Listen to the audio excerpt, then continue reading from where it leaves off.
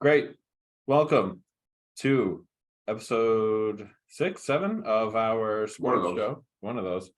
I'm your host, Adam Robinson, with my co-host, Larry Mahoney of the Bangor Daily News, both of us. We're going to try to be a little bit quick today. We're going to go right into Class AA girls basketball. Larry, you saw a big one. Yeah, 2 undefeated, 2 11-0 teams. Oxford Hills came to Bangor, coming off a huge win over Cheverus, the defending state champs. Yeah, and they came out with a 39-34 grind fest. Neither team shot well. Bangor shot 24.5% from the floor. Oxford Hills 34.1%. Yeah, both teams played great defense, but both teams missed open shots too. So in the end, again, Oxford Hills in the second half, Bangor went cold in the second and third quarters. Oxford Hills built a lead and withstood a furious Bangor rally at the end. Sierra Carson, 15 points, 9 rebounds. Ella Pelletier, 12.7 rebounds for Oxford Hills. And for Bangor, 10 points apiece. Emmy Streams and actually Emmy Streams at 10 points, and Abby Quinn 21 rebounds. Wow, 21 rebounds. Terrific performance by Abby Quinn. And Quinn had 10 points also. And it was just like I said, I just think Oxford Hills established themselves as the team to beat. They've got depth, scoring depth. Bangor does not have much scoring depth. I was going to ask you if that was really the difference. And it turned out. Tristan Derenberger leads AA North with 4 3-pointers per game on the average. She only had 2 last night, but one was at the buzzer at halftime to give Oxford Hills an expand a 5-point lead to an 8-point lead. Yeah, she didn't shoot particularly. She didn't shoot well, but you can tell she's a good shooter. Molly Corbett didn't do much, but you can tell how good she is. Maddie Miller is a good rebounder. I just think Oxford Hills is clearly has established itself as a team to be just more scoring depth, more depth overall than Bangor, and then but they've got as we mentioned, Oxford Hills still has to host Bangor. They got to go to Cheverus. They've got Brunswick. They've got Hamden on the road. Right. Hamden is that one team probably outside of those top 3, Bangor, Oxford Hills, and Cheverus would be the dark horse. Yeah. How about you, AA North? AA North, same type of deal. It's still the same. Oxford Hills at the top. They beat Portland again this week for the second time. They beat Bangor after the game you covered just by 3. I know Tegan Pelletier only scored 10 points in that game. Bangor from the beginning of the season to now, they're a completely different team because they had to start really from scratch. So obviously, they don't want moral victories, but that's a good result against one of the top teams in the state. The game I covered when they had to go, they work hard. Yeah, they defend. They defend really well. They have some athleticism. They just couldn't score. Yeah, they scored 39 points. I mean, so if they could ever get hot, and it's the same with the girls team. Outside scoring is the question mark. Can you score enough to beat good teams? And obviously, Bangor's getting better. Boys, you said they're getting better. So I mean, again, it's a team that there's a big learning curve because so many players did not have a lot of experience and are gaining it this year. Right. Yeah. So that was a cool result to see from Bangor. They're in the 8th spot right now in the heel points. But right now it's still Oxford Hills, Portland, Lewiston, and Cheverus, with Hamden in that 5th seed who lost to Brewer on Tuesday night. So we'll just go into Class A. Hamden ran a triangle and 2 offense. So they had a guy on Brady Saunders and a guy on Brock Flagg, and the other 3 just kind of roamed in the middle in a triangle because there's 3 of them. And they held Brady Saunders scoreless in the first half and had a 19-18 lead at halftime, with Zach McLaughlin scoring 14 of the points in the first half. He finished with 23, but in the second half, Brewer got Brady Saunders involved. He scored 10 in the third and finished with 18 points, and they stayed undefeated. So A North is that's their 3rd tester. Yeah, right. They were breezing until the last 3 games when 2 were in overtime, and then this was a tester. They were down at the half. So maybe teams are figuring something out. Yeah, it's the second time that the teams play Brewer, because 4 games ago when they played Mount Blue for the second time, they only beat them by 6. Yeah, And then, like you said, second time they played Nokomis, they beat them in overtime, and Nokomis had a bunch of chances late to beat them. yeah, And then Mesolonsky brought them to overtime as well. Yeah. And then this was the second time hands in. close game with Mount Blue before that in regulation. Yeah, exactly. So yeah, they've had a run of tests now, and Hamden gave it to them. I mean, they lost by what was the final there? 52-38, so 14 points, Yeah. but it was close throughout. It was a really tight Score not contest. really indicative of the game. Yeah, I'd say so. So but they're still undefeated. They're still the team to beat. Yeah. Mount Blue is still Yeah. trucking. Nokomis. They're all up there. So that top 4 with Coney in there too. Coney and Nokomis play on Wednesday tonight. So it's a fun group in A North, but it's the same kind of deal. So what's on the girls' side of A North? Just the same, probably ditto. We don't need to spend a lot of time. Lizzie Gruber and her crew, 1,000 points, 1,000 rebounds from Gardner going to St. Joseph University in Philadelphia. Yeah. Gardner and Lawrence, and they play in Fairfield in a couple of weeks, and Gardner won the first game by 4, I believe. So yeah, Gardner and Lawrence, I mean, it's one of those situations where, I mean, they might as well play a best of 3 or a best of 5. I mean, and no disrespect to the Coneys or the Nokomises, but they are clearly the best 2 teams. Hope Bouchard's a great guard at Lawrence, and they've got a lot of good players. They're deep. The Gruber girl just dominates inside for Gardner. So I mean, like I said, it would take some kind of just something totally unforeseen for those to not be playing in the Class A North girls final. Sure. Great. So what do you have in Class B girls? Has anything changed? No. We've got Ellsworth going to play Presque Isle and Caribou this weekend in the county. So that'll be interesting because Caribou and Ellsworth, I think, are the 2 teams that are your the teams, the 2 choices to meet Old Town in the final. I mean, anything can happen, but Old Town's undefeated. You looking at their schedule, they should finish undefeated. They've got again, Sage Evans inside, Gabby Cody inside. They've got Michaela Emerson outside.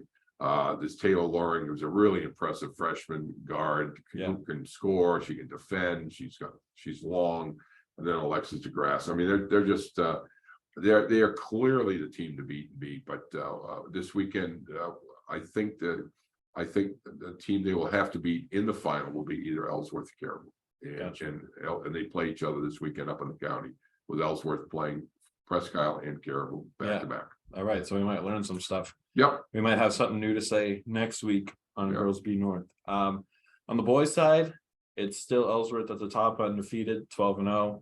Orono took their second loss of the season on Tuesday to John Bapst. Orono was missing 3 of their top players. Will Francis didn't play, but John Bapst beat them in overtime, 57-51. And now Bapst is in the 8th spot in the Hill Point. So that's, regardless of who was playing for Orono, it's a big win for John Bapst and Bangor. And so we still have Winslow at 10-1.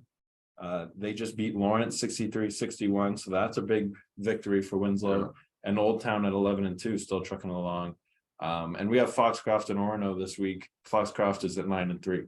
So that top 5 in B North boys is something to really watch, and I'm really excited for that turn. So there's not a clear-cut favorite. Ellsworth hasn't gotten beat by anyone. I mean, Old Town lost by 2. Tested.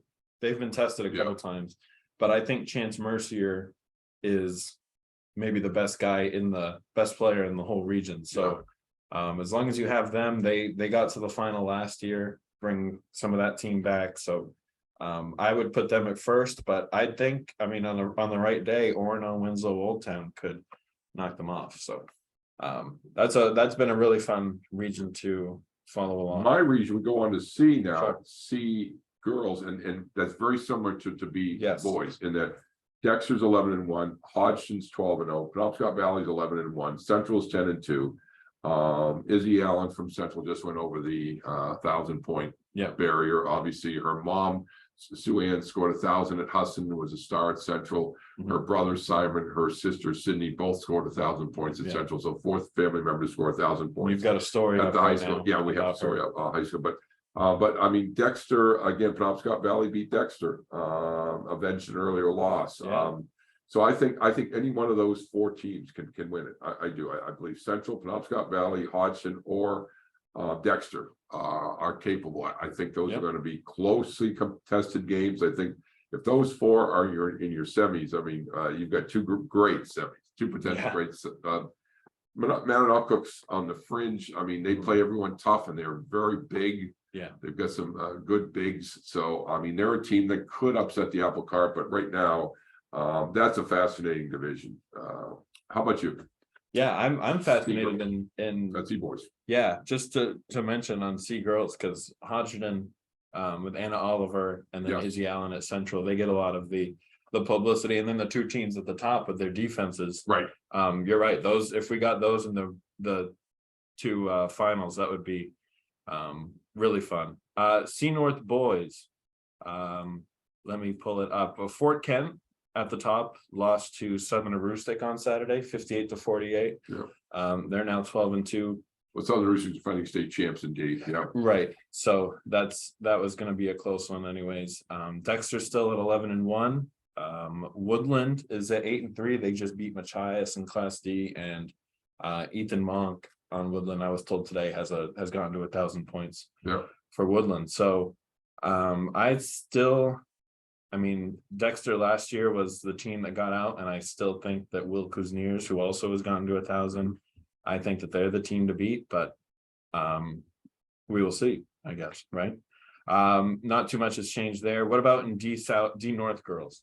D North, Southern Aroostook and Wisdom are they're the teams that are in a class by themselves. Yeah. Southern Aroostook will be the favorite. I mean, they won 3 state titles, 3 of the last 4 state titles.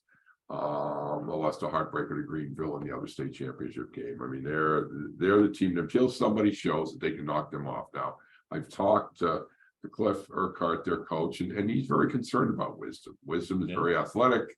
They beat them in the final last year, but they're a quality team.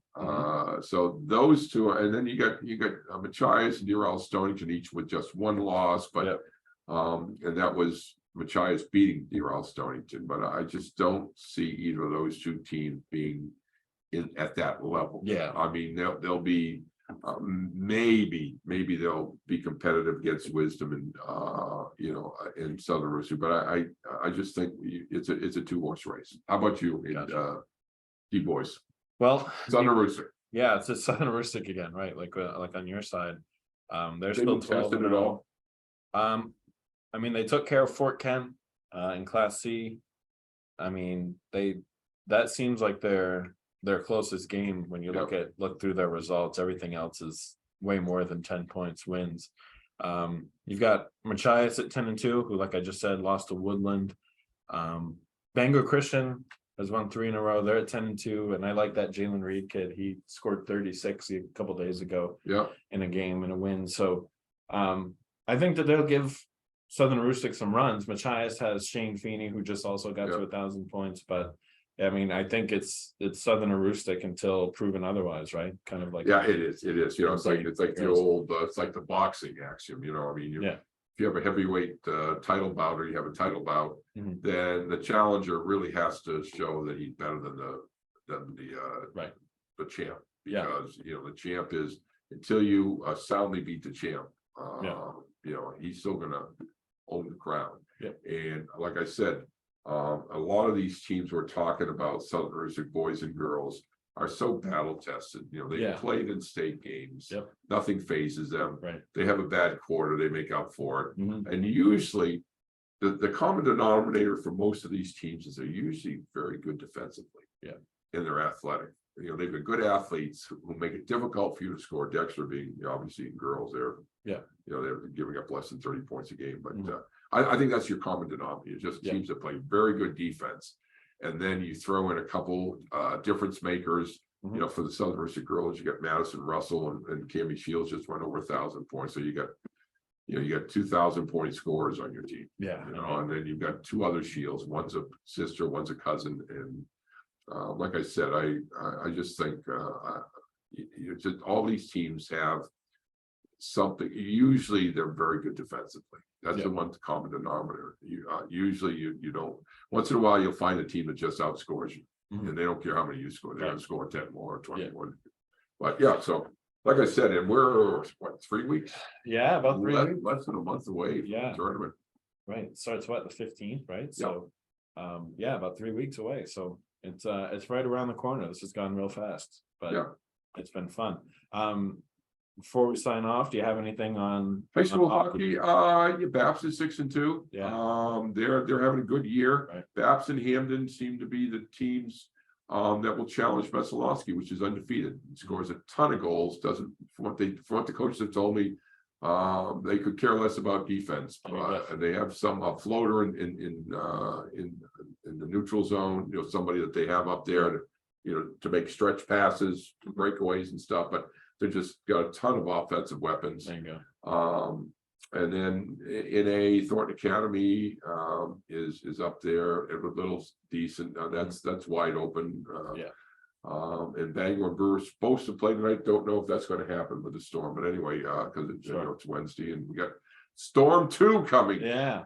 Right. I wrote that story about Nordic skiing not having snow, and then since then they've gotten a whole bunch of snow. So. Well, you're going to be their favorite writer. Yeah, I know. You was that God looked down on and said they need snow. Yeah, there you go. There. Yeah, you're welcome. Whenever you need anything, let me know. So that'll do it, I think, for us. Larry, thank you again for my pleasure, and everyone have a good, safe weekend. Remember, if you're shoveling, use your legs, not your back. Yeah, bend at the knees. Bend at the knees. All right, take care.